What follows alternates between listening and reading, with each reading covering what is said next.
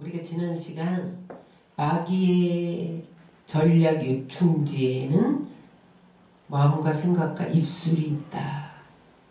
그렇게 함께 은혜를 나눴습니다. 즉 영적 전쟁터는 마음과 생각과 입술이다. 그렇게 배웠습니다. 오늘은 입술에 대해서 살펴봄으로 함께 은혜를 나누겠습니다. 여러분, 침이 입 안에 있으면 괜찮아요. 근데 침이 밖으로 나오면 사람을 더럽힐 수 있어요. 코로나 바이러스에 감염된 사람도 입안에 그 침이 있으면 다른 사람을 전염시키지 못해요. 근데 그 침이 밖으로 나오면 다른 사람을 감염시켜요. 그래서 우리가 마스크를 쓰고 있잖아요. 지금 마스크 안 쓴 사람 다 쓰시기 바랍니다. 마스크를 쓰면 비말이 튀지 않아서 내가 설령 코로나 바이러스에 감염됐을지라도 다른 사람에게 전염되지 않는다는 거예요. 여러분, 우리가 마귀가 우리의 마음과 생각을 전략 요충지로 삼고 있는데 생각이 우리 안에 머물고 입 밖으로 나오지 않으면 죄가 되지 않아요. 내가 지금 생각을 하는데 이 생각이 하나님에서 주는 생각이 아니야. 이건 악한 추측이야. 이거 마귀가 주는 생각이야. 그럼 얼른 기도하면서 그것을 바로 잡을 수가 있어요. 그런데 그 나쁜 생각, 악한 추측이 우리에게 흘려주는 거짓 정보를 내가 사실로 믿고 입 밖으로 냈다. 그럼 그게 사람을 더럽혀요. 그래서 관계를 파괴시키고 자신을 병들게 하고 그러는 현상이 나타나요. 그래서 오늘 시편 기자는 다윗은 내 입에 파수꾼을 세운다. 그래서 내 입술의 문을 지켜달라고 기도를 했어요. 우리가 말을 하면 세 군데서 듣습니다. 하나님이 들으세요. 마귀도 들어요. 내 영혼도 들어요. 그런데 내가 지금 어떤 말을 하느냐에 따라서 하나님을 기쁘시게 하고 우리 영혼에 권능이 임하게 하고 성령의 기름 부음이 임하게 하고 마귀가 떠나가게 하고 그런 역사가 일어날 수 있어요. 내가 어떤 말을 하느냐에 따라서 주의 임재가 사라질 수도 있어요. 마귀에게 힘을 부여할 수가 있어요. 마귀에게 능력을 더해줄 수가 있어요. 왜냐하면 입술이 영적 전쟁의 통로이기 때문에 그래요. 따라하세요. 우리가 말하면 마귀를 기쁘게 할 수도 있고 마귀에게 기름을 줄 수도 있다. 근데 귀신을 쫓아보면요, 귀신이 말에 의해서 움직여요. 제가 이제 어느 날 귀신을 쫓다가 귀신이 말을 안 듣는 거예요. 나가래도 안 나가. 어떻게 하면 나갈까? 그래서 성령의 불화살을 네 머리에 꽂는다! 내가 이랬어요. 그랬더니 아이고 뜨거워! 나갈게! 반응을 하는 거야. 나는 말만 했어. 성령의 불화살을 네 머리에 꽂는다? 아이고 뜨거워! 괴로워! 나갈게! 성령의 불화살, 그 말이 능력이 돼서 그 마귀를 뜨겁게 한 거예요. 말이 마귀를 괴롭게 해서 떠나게 할 수가 있는 거예요.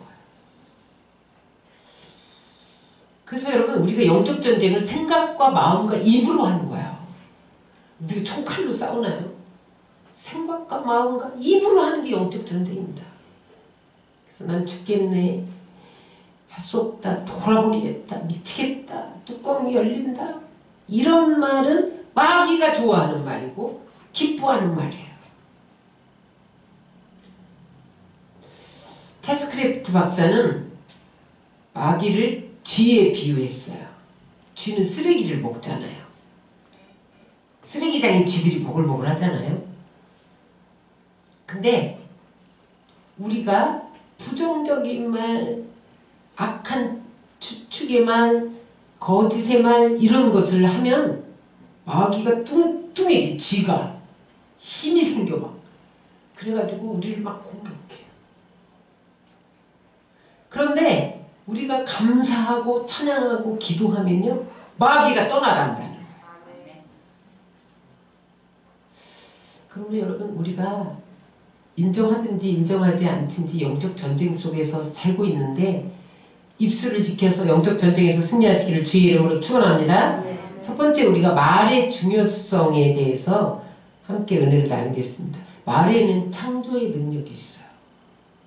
하나님이 천지를 창조하실 때에 창조 계획을 다 세우셨어요.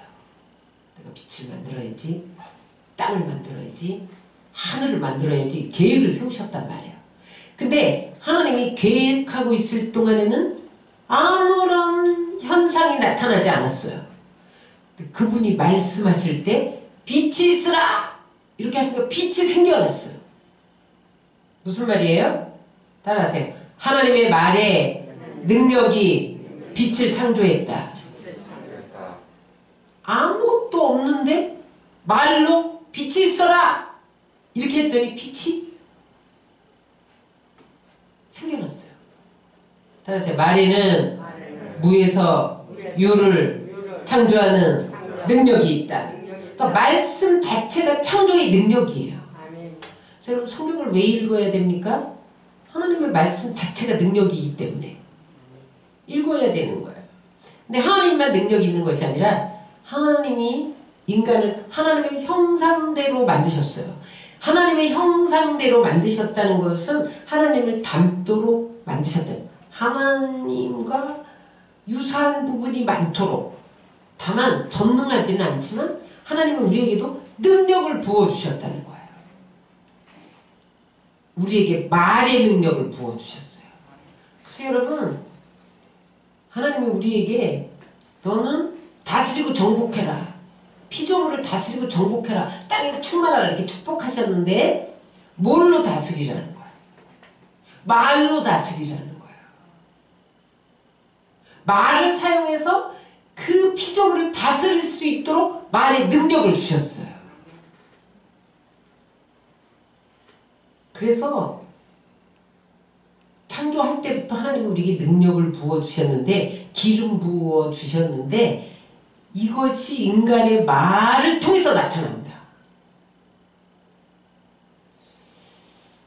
일본의 파동학자 에모도 마사루가 쓴 물은 답을 알고 있다.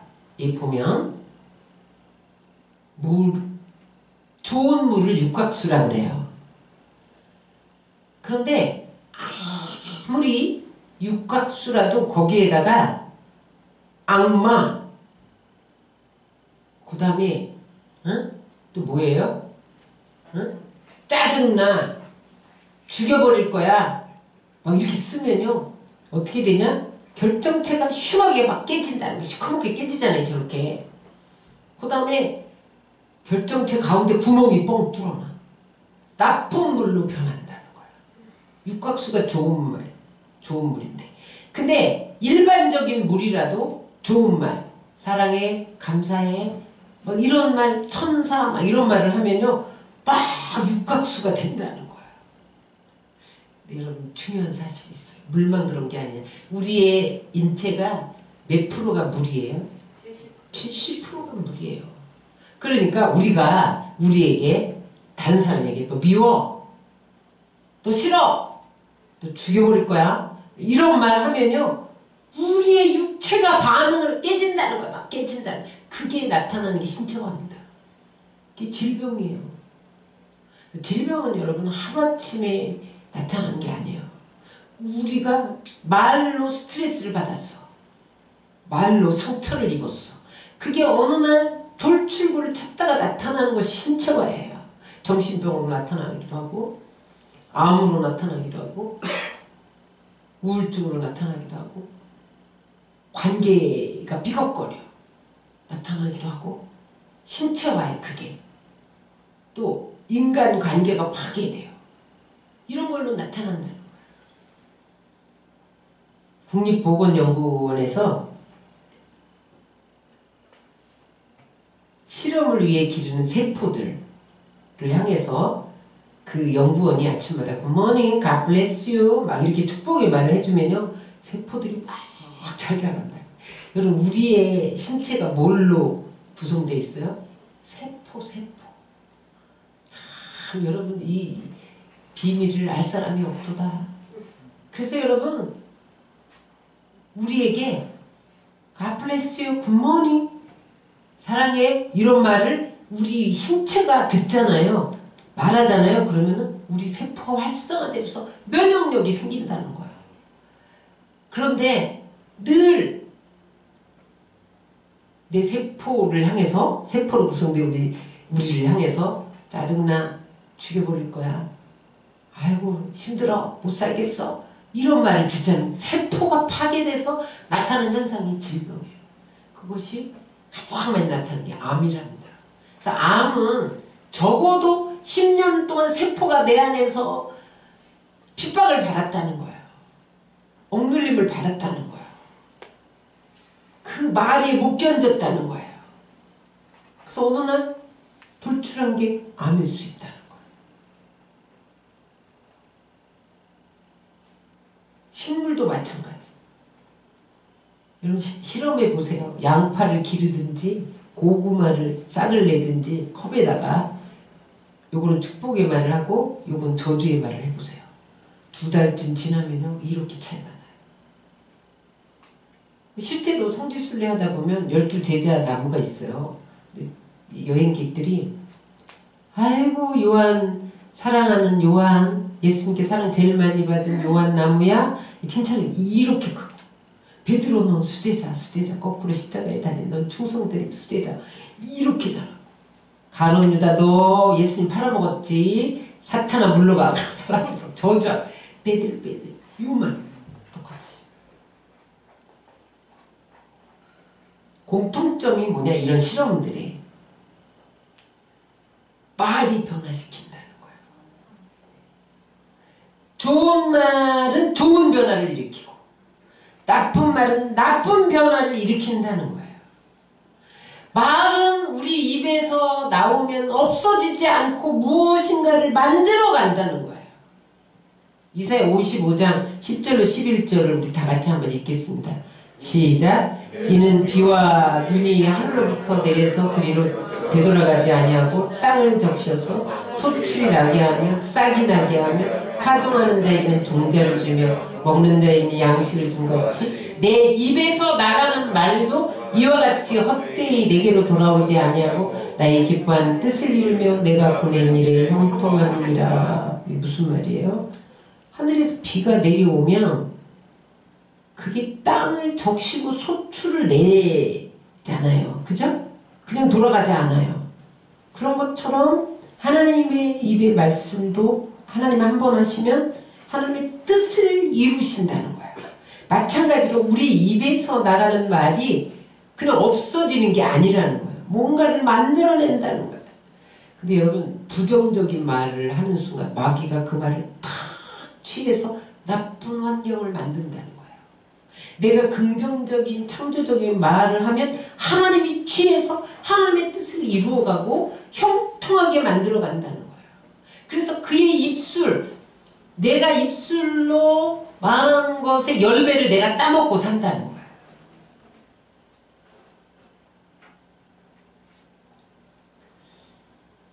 요즘에는 휴대폰에도 자동 녹음 설정이 있잖아요. 제 휴대폰에 자동 녹음 설정이 돼 있어요. 그래서 나에게 전화 걸고 내가 전화 걸어오고 전화 거는 모든 말은 다 휴대폰에 녹음되어 있습니다. 그래서 누가 내가 언제 그런 말 했어? 그러면 휴대폰 딱 누르면 나와요. 녹음한 게 다 있어요. 그게 설정 장치가 돼 있어요. 여러분 인간 세계에서도 휴대폰에 자동 녹음 설정이 돼 있어요. 하늘나라에 여러분들의 녹음기가 다 있어요. 여러분들이 USB가 다 있어요.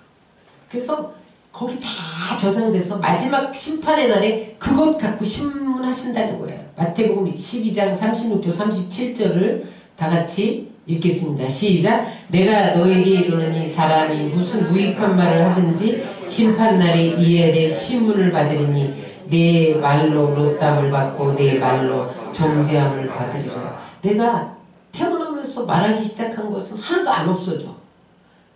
그래서 거기 유익한 말은 상급을 주고 무익한 말은 심판한다. 하나님이 신문하신다.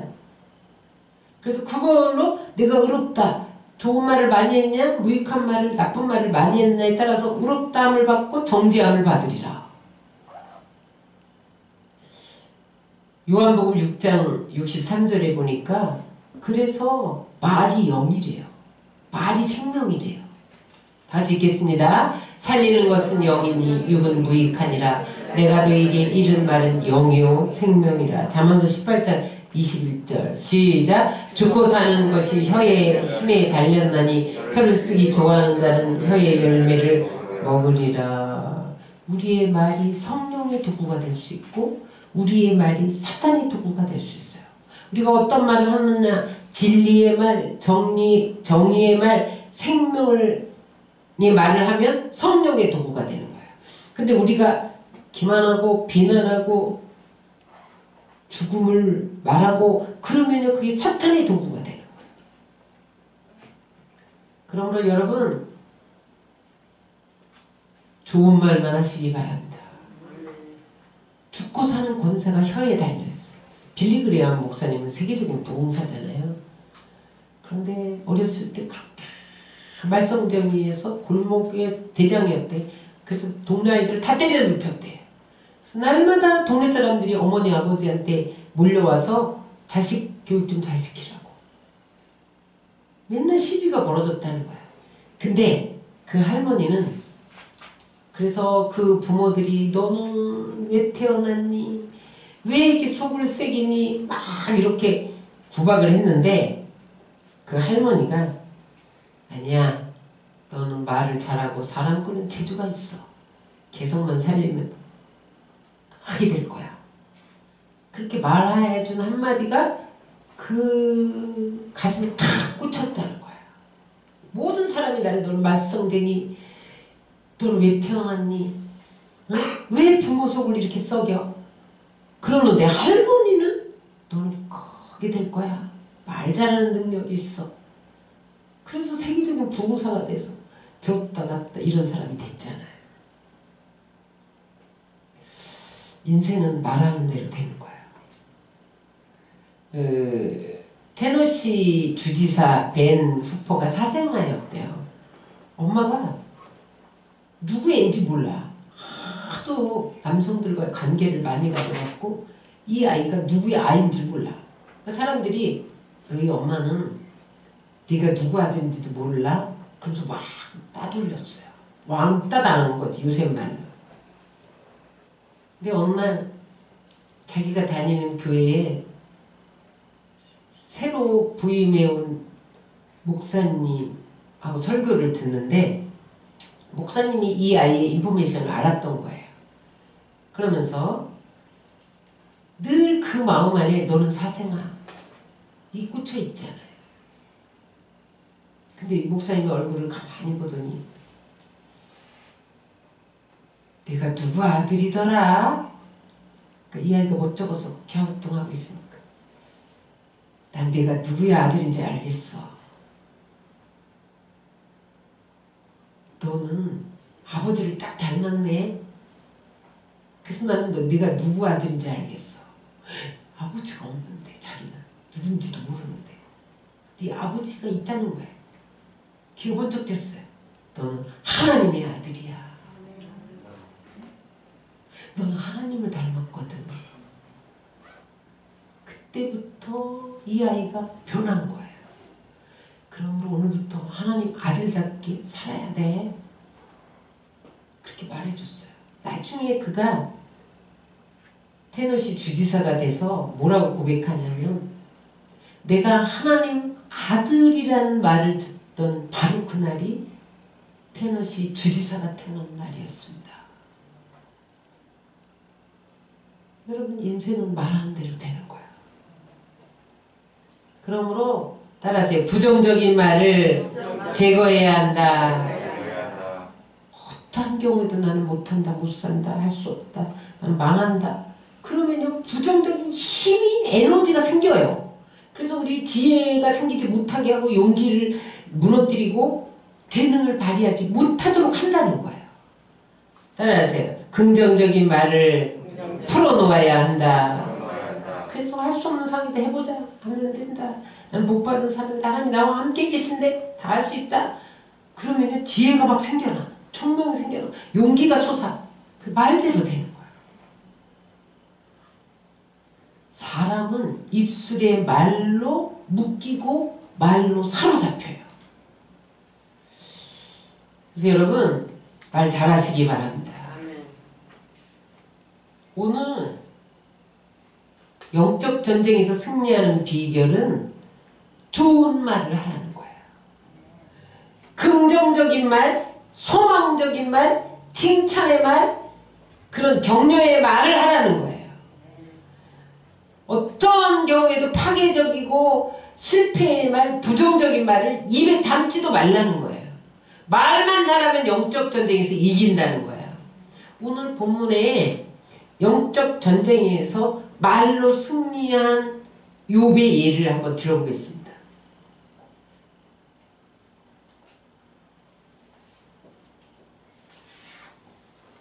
사단이 어전회의에 와서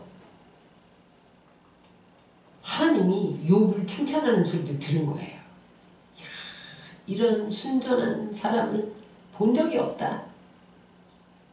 그러니까 마귀가 괜히 그러겠어요. 많이 주셨잖아요.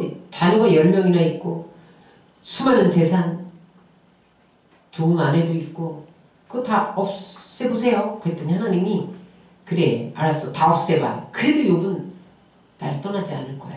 믿으시고 허용하십니다. 다만 생명에만 손대지 마라. 그래서 어떻게 돼요? 하루아침에 10자녀가 하루아침에 다 죽고 그 수많은 약대, 양, 염소 다 약탈당하고 친구들 다 떠나고 욥은 악창이 들어서 기왓장으로 극장을 견딜 수 없는 가려움증에 시달리고 근데 그때 아내가 뭐라고 그러냐면 2장 9절 다 같이 읽겠습니다. 시작! 그의 아내가 그에게 이르되 당신이 그래도 자기의 온전함을 지키느냐? 하나님을 욕하고 죽으라. 하나님을 욕하고 죽어라. 이게 무슨 말이냐면 아내 편에서 보면 자기 소유도 다 잃어버리고 자식도 다 잃어버리고 남편은 병들어서 생사의 기로에 있고 그러니까 좌절의 벽에 부딪혔어요. 절망의 벽에 부딪혔으니까 탄식조로 말한 거예요. 여러분 그럴만 하잖아요. 그죠? 나라도 이렇게 탄식조가 나오겠어요. 이 말은 뭐냐면 하나님을 욕하고 죽어라. 당신이 지금 그렇게 신앙을 고수했는데 무슨 소용이 있냐는 거예요. 어? 자식들이 밖에 나가서 죄졌을까봐 예방제사 드리고 미리 번제 드리고 그렇게 철저히 하나님을 믿어본 신앙의 결과가 이러한 현재의 비참한 상태를 몰고 왔는데 뭐하라 하나님을 믿느냐는 거예요. 하나님 배반하라는 거예요. 이 여인은 종교를 통해서 복을 얻으려는 저급한 단계에 머물러 있는 신앙이었죠. 그러니까 신성 모독죄를 진 거예요. 하나님을 욕하고 죽어라. 아주 믿음을 상실한 거죠. 근데 여기서 중요한 건 뭐냐면 이 아내의 말이 사단의 계계에 결정적으로 동조하는 것이 돼서 사단이 힘을 얻었다는 거예요. 그 사단의 궁극적인 목적은 뭐예요? 욥을 하나님으로부터 떠내보내는 거예요. 여러분 사단이 우리를 공격하는 목적이 뭔지 아세요? 재산 조금 없애고 뭐 자녀 죽고 이게 목적이 아니에요. 그것들을 통해서 욥을 하나님으로부터 떠나보내는 거야. 그래서 결국은 어떻게 하는 거야? 지옥으로 던지는 거예요. 이 사단이 우리를 공격하는 목적입니다. 그런데 아내가 사단의 계획에 힘을 더해줬어요. 사단의 도구로 사용됐어요. 따라하세요. 하나님의 도구로 사용되어지자. 사단의 도구로 사용되어지지 말자. 여러분, 우리가 이러한 사단의 침략의 도구가 될 수 있다는 거야.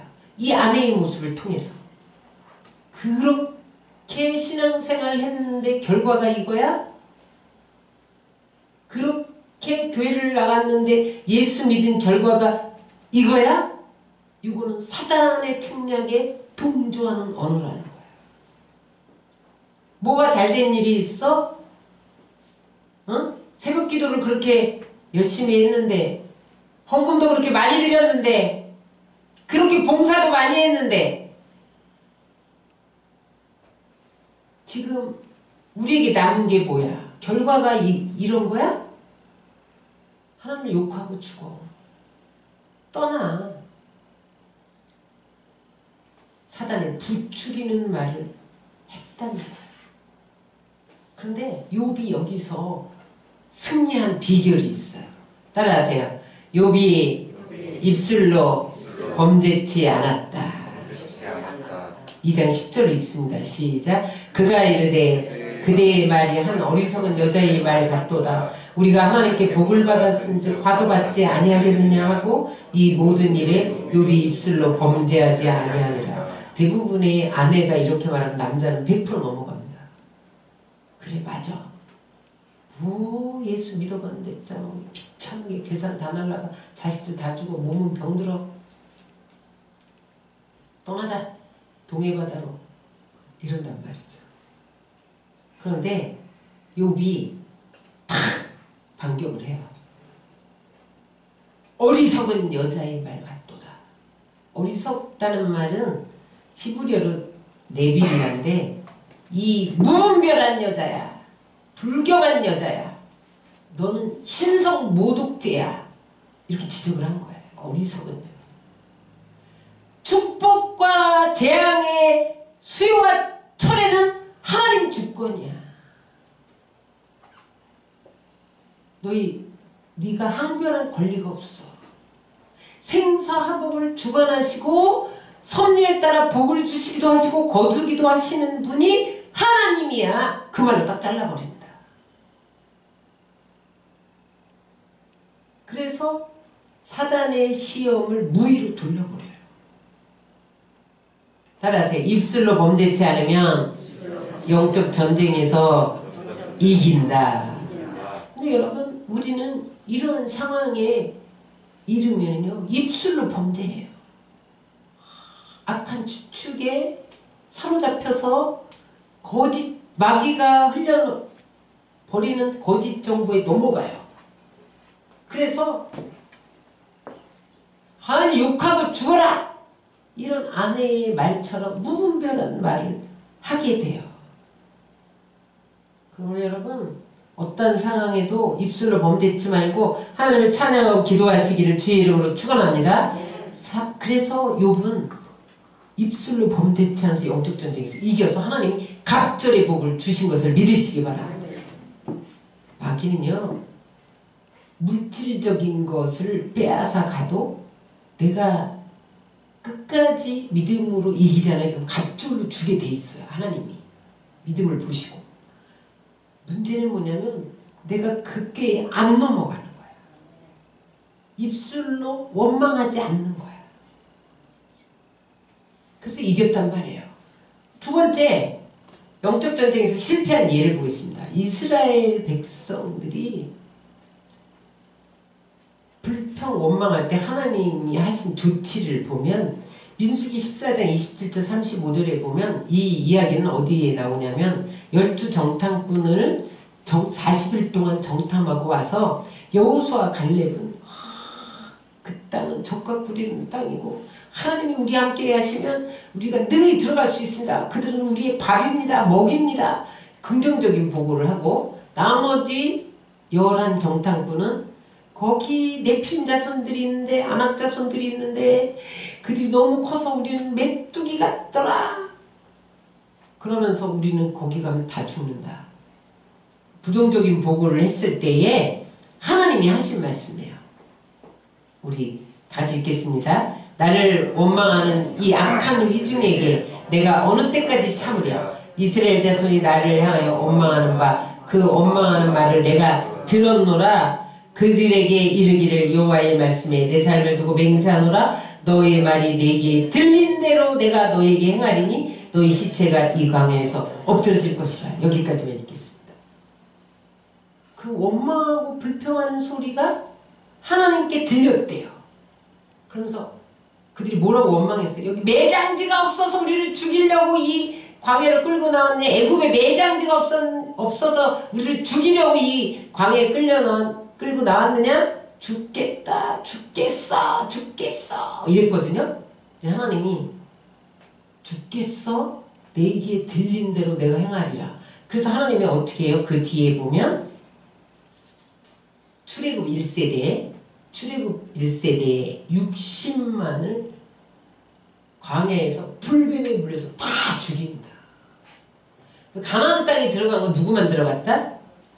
여호수아 갈렙과 만나 세대, 그 광야에서 난 자들, 그리고 출애굽 2세대라고 그래요. 광야 세대라고도 하고 그들만 들어가요.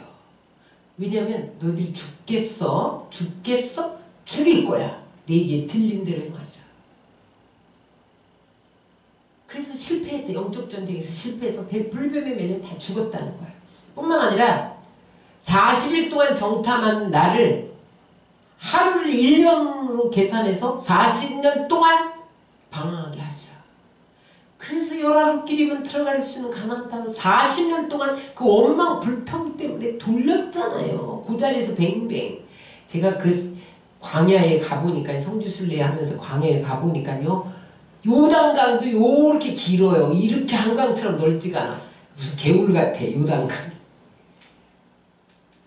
그리고요 광야가요 안 넓어요. 거기서 40년을 뺑뺑 도는 거예요.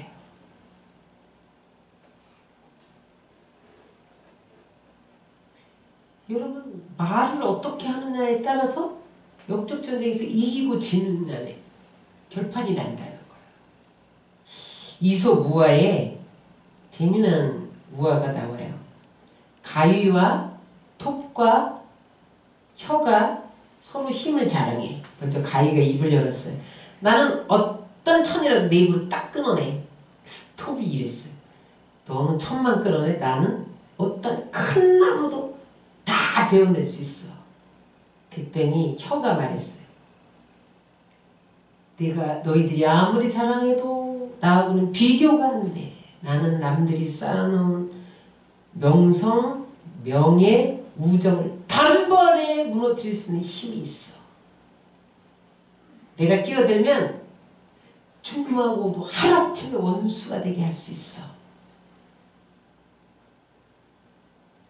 가위야, 너는 옷 썰다 보면 녹슬지. 나무야, 톱아, 너는 그 나무 단단한 거 씹다 보면 이도 망가지지. 나는 아무리 짓거려도 닳거나 파손되지 않아.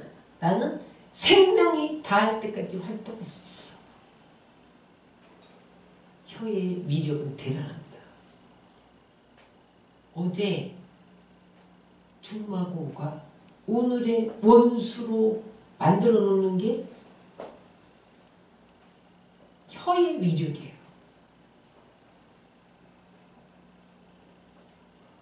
그러므로 여러분 말을 잘해야 돼요. 그러면 영적 전쟁에서 승리하기 위해서 어떤 말을 해야 되느냐? 첫 번째, 따라하세요. 입술에 파수꾼을 세우고 입에 문을 지켜 성령의 인도하심 가운데 말해야 한다. 다윗이 시편 141편 3절에 이렇게 말씀을 다시 한번 읽겠습니다. 내 입에 파수꾼을 세워주시고 내 입술의 문을 지키소서. 이 말씀의 배경이 뭐냐면 사울이 10년 동안 칼을 들고 다윗을 죽이려고 쫓아다니잖아요. 그런데 엔게디 광야에서 하윌라 길가에서 그가 몇 번이나 사울을 죽일 기회를 얻어요. 근데 그때에 겉옷자락만 베고 안 죽여요. 왜 그랬어요? 기름 부음 받은 자기 때문에. 근데 왜 그랬냐? 성경에 보면 기름 부음 받은 자를 저주하면 죽여도 마땅하다. 그래서 기름 부음 받은 자는 어떤 경우도 저주하면 안 되는데, 지금 사울이 자기 손에 있잖아요. 지금 죽일 수가 있잖아요. 그러니까 저주하고 칼로 칠까봐 내 입술에 파수꾼을 세워주시고 내 입의 문을 지키소서, 그러면서 옷자락만 탁 배웠다. 겉옷은 왕의 권위를 상징해요. 다시 말하면 겉옷자락을 베었다는 건 내가 충분히 사울을 죽일 수 있었다는 거예요. 그런데도 죽이지 않은 것은 내가 말씀대로 말씀에 기름 부음 받은 자를 저주하거나 죽이면 안 된다고 했기 때문에 무의식 중에라도 저주할까봐 입술의 문을 지켜주소서 이렇게 기도했다는 거예요. 사무엘하 19장 21절을 보겠습니다. 수리아의 아들 아비새가 대답하여 이르되 시므이가 여호와의 기름 부으신 자를 저주하였으니 그로 말미암아 죽어야 마땅하지 아니하겠나이까. 보세요. 시므이가 다윗을 저주해요. 그러니까 아비새가 다윗의 부하 장수가 칼을 빼들면서 성경에 기름 부은 자를 저주하면 마땅히 죽여야 한다고 했지 않습니까? 죽여버립시다. 아야 그러지 마라. 내가 다 저주받을 까닭이 있지 않겠냐. 그러면서 말리잖아요. 자, 다윗의 위대한 점입니다. 그가 육체적으로는 범죄를 했으나 입술로는 범죄하지 않았다는 거예요. 그래서 그 영적 전쟁에서 이겨서 왕 중의 왕이 될 수 있었던 거예요. 여러분, 우리의 입은 집의 문과 같아요. 여러분, 우리 빌딩에도 캡스를 설치했잖아요. 그게 뭐예요? 도둑놈이 함부로 드나들지 못하도록 잠금 장치를 한 거예요. 요즘은 어디를 가나 CCTV를 다 달아놓잖아요. 응? 우리 여기 현관에도 번호 키를 잠가놨잖아요. 번호를 모르면 못 들어오게. 왜 그런 거예요? 도둑놈이 못 들어오게 한 거예요. 여러분, 우리에게 도둑질하고 죽이고 멸망하는 사단이 입을 통해서 들어온다니까요. 우리 38선 그 국경의 문은 파수꾼들을 세워서 지키잖아요. 파수꾼이 뭐예요? 이렇게 망보고 있다가 지키고 있다. 저기 쳐들어온다. 저기 쳐들어왔다. 이렇게 위치는 자가 파수꾼이에요. 우리의 파수꾼은 하나님인 것을 믿으시기 바랍니다. 하나님으로 우리 입을 지켜야 돼. 하나님의 말씀으로 우리 입을 지켜야 돼. 어떤 경우에도 저주하면 죽는다 그랬으면 내가 저주하지 않도록, 기름 부은 자를 저주하지 않도록 말씀을 내 입에 파수꾼으로 세워야 돼. 그러면요 영적 전쟁에서 승리합니다. 구체적으로 파수꾼을 세우는 일이 뭔가요? 따라하세요. 말하기 전에 깊이 생각하라. 잠언서 15장 28절입니다. 시작. 의인의 마음은 대답할 말을 깊이 생각하여도 악인의 입은 악을 쏟느니라. 말할 때 지금 내가 급히 말하고 싶은 게 있어요. 그러면 한 번 더 생각하는, 깊이 생각. 이 말은 정말 해야 되는가? 하나님께 영광이 되는가? 저 사람에게 유익이 되는가? 이 말을 하면 누가 피해를 보는가? 누가 상처를 입는가? 근데 의인은요 말할 때 깊이 생각을 한다는 거야. 근데 악인은 내가 악인인지 의인인지 어떻게 구별하냐? 악인은요 악한 말을 쏟아낸다. 말하기 전에 깊이 생각하는 것이 입술에 파수꾼을 세우는 거예요. 두 번째, 말을 아끼는 거예요. 잠언서 13장 3절입니다. 입을 지키는 자는 자기 생명을 보존하나 입술을 크게 벌리는 자에게는 멸망이 오느니라. 입을 지키는 생명의 보존. 근데 입을 크게 벌려서 막 말하면 멸망이 온다는 거예요. 피타고라스는 이렇게 말했어요. 침묵하라. 그렇지 않으면 침묵보다 나은 말을. 차라리 침묵하는 게 낫다. 말을 하려면 침묵보다 나은 것을 해라. 입에 파수꾼을 세우는 건 어떤 것인가? 세 번째, 따라하세요. 하나님을 찬양하고 하나님께 감사한 말을 하십시오.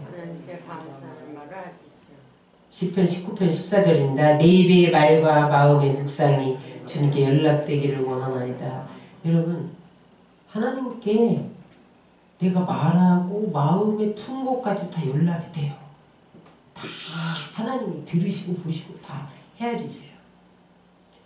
그래서 여러분, 내 마음에 감사가 넘치고 찬양이 넘치면 찬양할 때 성령이 임재하시고 우리 마음이 변화되고 치유되고 하나님 능력이 임하고 사탄이 물러가는 역사가 일어나는 것을 믿으시기 바랍니다. 그 다음에 입의 파수꾼을 어떻게 세우는가? 네 번째, 따라서 격려하고 칭찬하고 축복한 말을 하십시오. 베드로전서 3장 9절에 보면 악을 악으로 욕을 욕으로 갚지 말고 복을 빌래. 그러면 복을 내가 이어받게 된대요. 또 이런 말도 있어요. 마태복음 10장 12절로 13절에 보면 그 집에 들어가서 평안을 빌래요. 그런데 그 집이 그 평안이 임하기에 합당하면 그 집에 평안이 임하는데 만일 그 집이 평안이 임하기에 합당치 않냐면 그 평안이 내게로 들어온대요. 돌아온대요. 저 사람을 마음껏 축복하세요. 그 사람이 그 축복을 받을 그릇이 안 돼. 그럼 그 축복이 나에게로 돌아온다는 거예요. 베드로는 이렇게 말했어요. 만일 누가 말하려면 하나님의 말씀을 하는 것 같이 하고 하나님이 말씀하는 것처럼 해야 영적인 세계가 움직이게 된다. 우리 세자르 카스텔라노스가 이런 말을 했는데 우리 한번 다 함께 읽고 말씀을 마치겠습니다. 시작. 만약에 우리가 믿음의 말이나 축복의 말을 한다면 우리는 하나님 나라에 참여하는 것이고 하나님의 나라가 하나님 뜻대로 움직이기 시작하도록 한다. 그러나 우리가 빈정되는 말이나 저주의 말을 한다면 우리는 흑암의 왕국에 참여하는 것이 된다. 하나님 나라와 마귀의 왕국이 우리 입에서 왔다 갔다 하는 거예요. 내가 축복의 말, 믿음의 말하면 하나님 나라가 그 자리에 임하는 거예요. 내가 저주의 말을 하고 비난하는 말을 하면은 흑암의 왕국, 사단의 나라가 우리 환경에 임한다는 거예요. 그래서 여러분, 우리의 입에 파수꾼을 세워달라고 기도하십시오. 우리의 입을 지켜달라고 기도하세요. 오늘 욥처럼 어떤 상황에도 입술로 범죄치 말아야 돼요. 이스라엘 백성들처럼 원망하고 불평하다 다 말하는 대로 죽겠다 다 죽여버리잖아요. 하나님. 그래서 영적 전쟁에서 승리하시기를 주의 이름으로 축원합니다.